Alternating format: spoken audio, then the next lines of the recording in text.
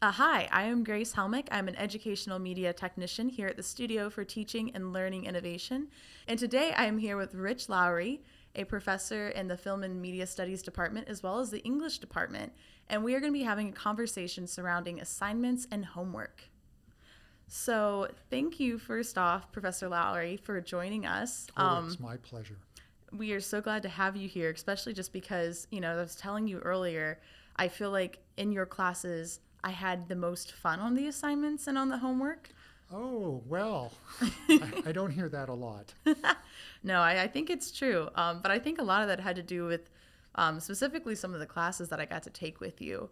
But first and foremost, just from a faculty's perspective, what do you think the purpose of assignments and homework are? How do you approach these when you're planning your courses and when you're looking to assign things? That's a complicated question, much more complicated than it sounds. Part of it is that when we meet in class, there's only so much work that can happen. We can have discussions. I can give short introductions, lectures. I also use Panopto to do mini lectures ahead of time. But it's actually surprisingly limited. Even an 80-minute class, I'll feel cramped in it. So I use homework. I don't even think of it that way. Assignments, discussion boards, short papers, mostly informal, to get students as up to speed as I can for a discussion or the sorts of things they're going to have in class. Part of this, you were in one course where I gave what were called incentive quizzes just to make sure people had done the reading. Literally, that's all I needed out of that. There are others where I asked them to think about an issue that is not obvious in a film, and so that they can have their eyeballs on that by the time they show up. So when I ask that question about something that happened in the middle of the film, I don't get just blank stares. So that's one of the things that I do. The other thing is that the learning doesn't happen in the classroom. Learning happens elsewhere. It happens when you're reading, when you're writing, especially when you're reviewing for an exam. And I set up particularly longer papers and exams, midterms and things like this, to help students learn the material. I really do. I'm a firm believer in open book exams, and I want them to learn the material in preparing for it, because I know that people fall behind in the reading, and that I don't want to be policing it. But I do want to reward those people that stay up with it. So those are, you'll notice that I'm not saying anything about evaluation. That does happen, but that's not why I do outside classwork. Yeah, I think something that you said that really stuck out to me is that learning happens outside the classroom. Mm-hmm. And I feel like a lot of times just listening to students, sometimes they feel like homework or assignments can be busy work, or it feels like, why am I doing this? What is the purpose of it? Am I actually going to get something out of this? And a lot of times it seems like students are very willing to do work if they find that it's going to be beneficial to them, if they're going to better grasp the material. Not gonna lie, some students take a class just because they need to take the class. But even those students, are willing to do something if it's going to help make the class easier for them. So I think that's something that's kind of important, is making sure that this learning can happen and, figuring out ways that it's going to happen. Yeah, it's we can lead you to water, but we can't make you drink, right? Yeah. And I don't see this as like a problem with students at all. I think this is just the way we're all wired with working hard. And it's my experiences with learning had been that it was only like after a lecture maybe, or after a course, or sometimes in another class, that something I'd learned in the first class, I'd go, oh, that's what that's about. And I really kind of believe in that process, that um, I can't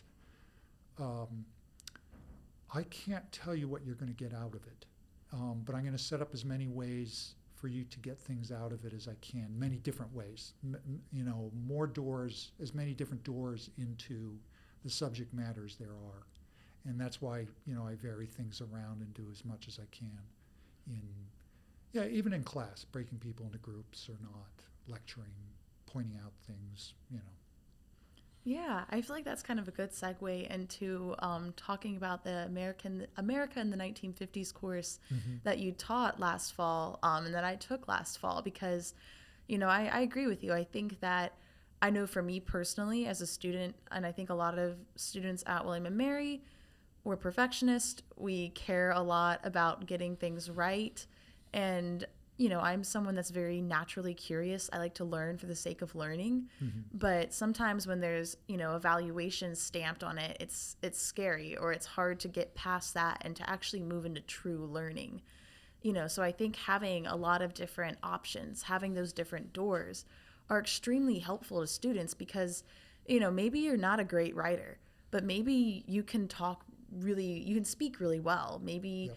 You're really artistic, and having these different modes of expressing knowledge, I think is just really important for students, because then they get to showcase how they're learning, and, maybe they can make more connections. It's, that course, first of all, I just wanted to say in general that one of the things that was important to me to learn as a teacher was that, most of the time my course isn't the most important course they're taking, and that it's okay. It's okay for students to show up with different levels of investment in what we're doing. Some people are like bananas, and other people are not quite checked out. If they're in class, they're not completely checked out. But this is just this is something they ended up in, as you said, maybe just to take the course. I've had, of course, students that take courses because of the time it's taught. Back when I taught 8 a.m.s, I don't teach those anymore. I had a lot of athletes who were just getting off practice, and this was a good time for them to come for a class. And they were fine students, but they were invested very differently in it than some of the early majors and things like this. But in getting to the question of varying things, one of the things I liked about I like about this course, first of all, it's a seminar, so we have a lot batting for us already. It's a small class. I'm going to get to know everyone real well. I can adjust assignments to specific people, and I can adjust them on the fly as the semester goes on. I often scramble things around. But the other thing is that we, as you say, we covered, let's see, we did fiction, we did sitcoms, we did drama, we did dramatic films, we did drama. We actually did a play. We did rock and roll. In the past, I don't think we did photography that year, but I've done photography. And one of the things that is exciting and important about that course is that no one's in their comfort zone the whole time, and that includes me. Okay, and it's the sort of, I do probably get a little jump because I watch the stuff.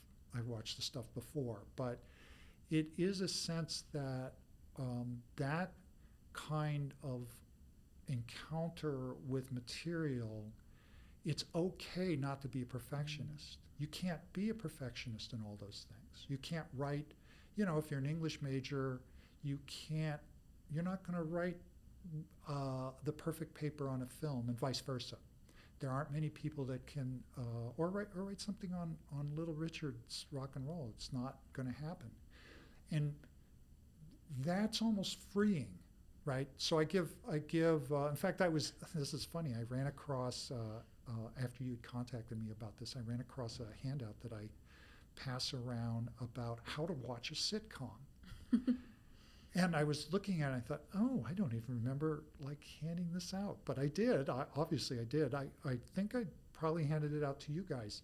And it was a way of like, so what's funny matters. So look for what's funny. Look at it as something that is tied to some form of dramatic conflict, or if it's relief that the conflict gets, it's relief that the conflict gets resolved.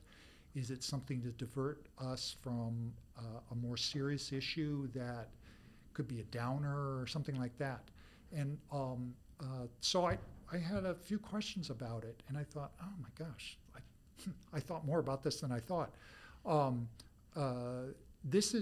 These are the kind of things that the first time you do them are revelatory. They like stick with you real hard. So yeah, I had you guys write, I think I had it scheduled so that papers, you had to write about something, one of the genres or one of the media only for each of the papers, the small short papers. Yes. Yeah, and so you couldn't stay in your lane, so to speak. I thought that was great. I just everyone seems to respond very well to it. I think it's something that I try in my other courses. We're doing in the Introduction to Literature course. We're going to be doing a film, and they won't get it. It's okay. I'll give them a guide. We'll talk about narrative and character, and it'll be a little heavy on dialogue, but that's fine. It just gets them out of their wheelhouse and gets them into thinking about the issues that really matter. Yeah, I think that's something kind of that you're getting at that I find is just really important about homework and assignments in general that I think students oftentimes miss is the fact that, we're not supposed to have it perfectly. Mm-hmm. It's not supposed to be a demonstration of the perfection of knowledge. That's what assessment's for. Yeah. It's supposed to be practice. It's supposed to be getting out of your comfort zone, maybe trying something new, and maybe being okay with not understanding something, which I think is something that a lot of students struggle with. Most of the things that you and I learn don't get applied in the context in which we learn them. We take them elsewhere. We just do. So, and that's what you want it to be, is kind of portable. I was just thinking, you were in the Intro to Film Media Studies with me, right? Yes. Remember the lighting pictures you had to do? Yes. Yes, right. Or the phone, and some of them are hilarious, and some of them are like, okay, well, that's not what your future's going to be. But it's like everyone got to play with their phone a few times, and I've done in that course. I've done like recordings where you have to record something and talk about the sound quality. It's all really bad. But that's it. Again, it gets away from that. Everything has to be perfect. There's you got me going now. There's a habit that William and Mary students have of asking for extensions because it's not good enough. Mm-hmm. Right? They put it off because it's not going to be perfect. I can tell. And I get that. I appreciate that. And sometimes, and look, there are plenty of times you need extensions, and I'm fine with that. But it's something that I think is important to accommodate when it's needed, because we all want to do as well as we can, and that's part of my job, is to make sure everyone can. But it's also something that you want to disrupt a little bit, and make it okay, like taking pictures of an egg with a light on the left or right. Well, thank you, Professor Lowry, so much for being here today and for talking about all things assignments, homework, and all the other fun things and happenings within the classroom. Oh, Grace, it's been a real pleasure. Thank you. Of course.